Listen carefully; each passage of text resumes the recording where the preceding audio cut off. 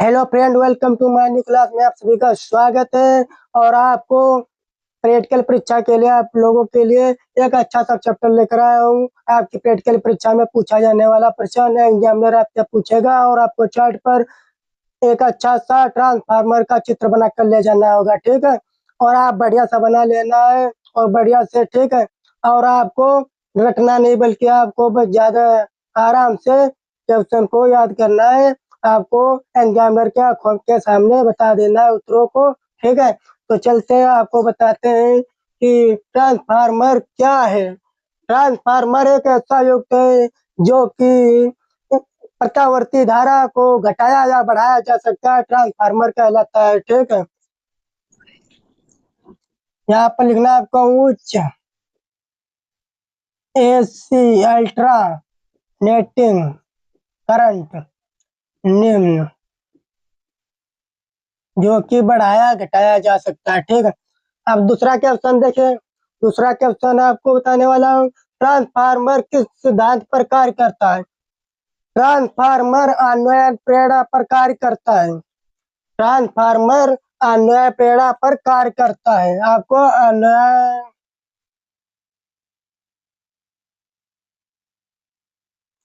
प्रेरणा पर कार्य करता है, ठीक है।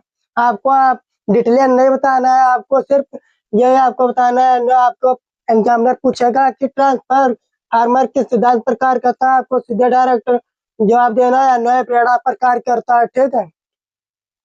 आप दूसरा क्वेश्चन देखो, ट्रांसफार्मर कितने प्रकार का होता है। ट्रांसफार्मर दो प्रकार का होता है।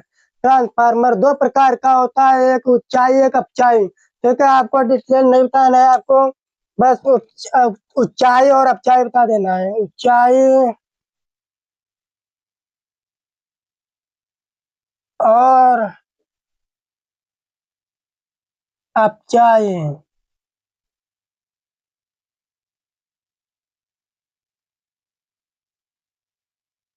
ठीक।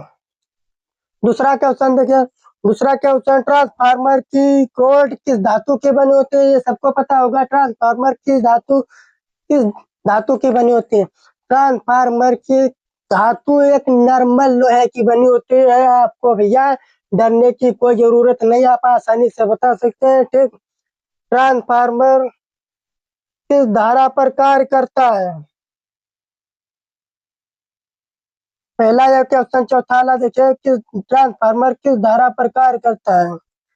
ट्रांसफार्मर प्रत्यावर्ती धारा पर कार्य करता है, अल्टरनेटिंग करंट, ठीक है। आपको प्रत्यावर्ती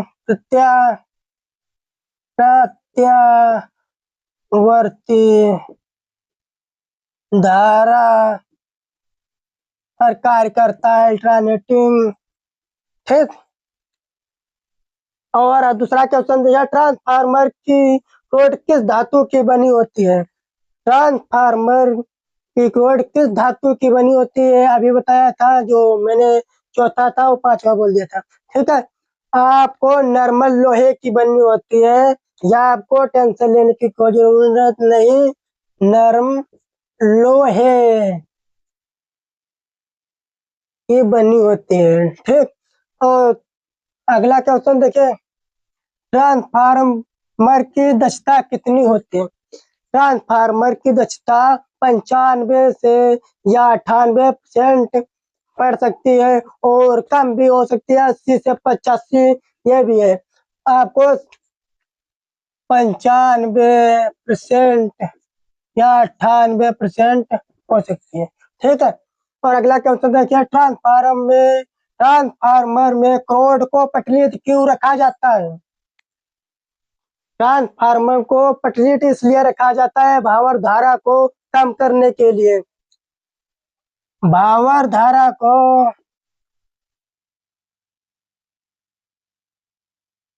कम करने के लिए, ठीक। और अगला क्वेश्चन देखिए, ट्रांसफार्मर में भावर धारा से क्या हानि होती है।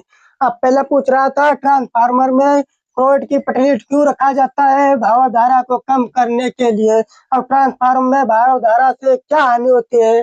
भाव धारा से इससे हानि होती है अत्यधिक ऊष्मा की हानि को रोकने के लिए। अत्यधिक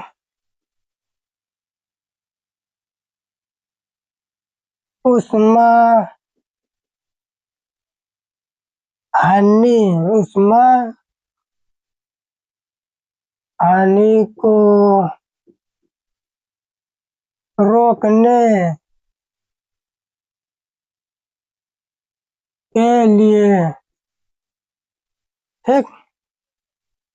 अब अगला क्वेश्चन है, ट्रांसफार्मर में तेल क्यों डाला जाता है?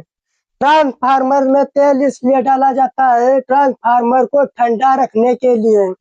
आपको डिटेल्स बताने की कोई जरूरत नहीं है, आपको बस इतना ही बताना है। एग्जामिनर आपको नंबर 30 से 30 पूरे नंबर दे देगा। ट्रांसफार्मर में तेल क्यों डाला जाता है? ट्रांसफार्मर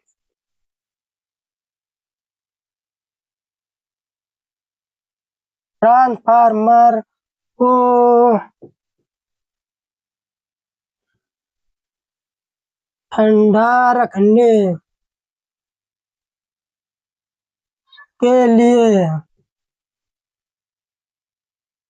ठीक।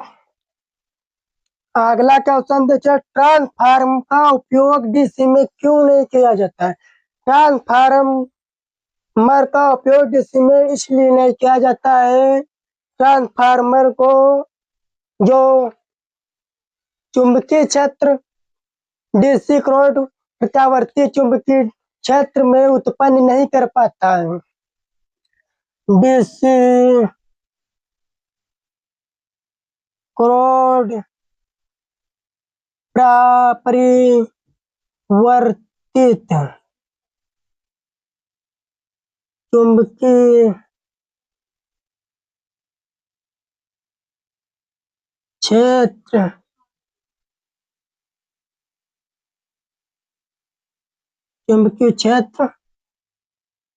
उत्पन्न नहीं कर पाता। ठीक। तो आपके लिए यह हो गया आप लोगों का। ठीक है। और अगर वीडियो अच्छी लगी हो तो लाइक ठोको, सब्सक्राइब ठोको। ठीक है। और आपको आगे और अगली क्लास में मिलेंगे। ठीक है दोस्तों, बढ़िया सा चार्ट बना कर ले जाना, आपको टेंशन लेने की कोई जरूरत नहीं। Bye, love you, take care.